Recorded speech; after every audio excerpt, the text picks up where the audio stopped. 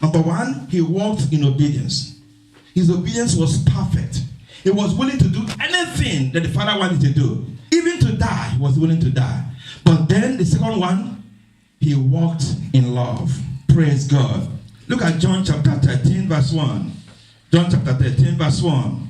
Now, before the feast of the Passover, Jesus, knowing that his hour was come, that he should depart out of this world unto his Father, having loved his own that were in the world, he loved them unto the end. Praise God. Amen. I love this. Loving to the end. The love of Jesus was not just, I love you for today. I love you for this month, for this year. He will love to the end. All these marriage breakdowns, relationship breaks down. They don't love to the end. They started, I love you. Oh, you're my sweetie, you're my honey, you're my beggar, you're my everything. Suddenly, he becomes something else. They don't love to the end. Praise God. But the Bible says Jesus loved his own to the end.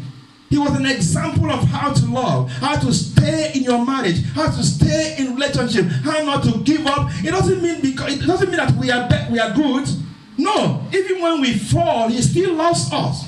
Even when we sin, he still loves us. Even when we rub ourselves in the mud of sin and say we are not going to church today, he still loves us. So don't tell me, oh, that woman is behaving like that, I'm not going to continue with her. That man, no, he loved his own to the end. Praise God. So we must love like he loved. In John chapter 15 verse 13, John 15 verse 13, greater love had no man than this, that a man lay down his life for his friends. It was a sacrificial love. Jesus loved sacrifice. He laid down his life. Praise God. He didn't die for himself. He died for you and I. He died for the whole world. The world that rejected him, he died for them. He laid down his life. That's the kind of love we're supposed to love. In 4 John chapter 3 verse 16, John was telling us that if Jesus laid down his life, we also have to lay down our lives for each other. He said, hereby know we love, because he laid down his life for us, and we ought to lay down our lives for the brethren. You see, you can't really walk like Jesus walked if you don't love like he loved, if you don't obey like he obeyed. He laid down his life. Are you willing to lay down your life for your daddy? Are you willing to lay down your life for your brother, for your sister? Are you willing to step in and say, I'm going to stand with my sister?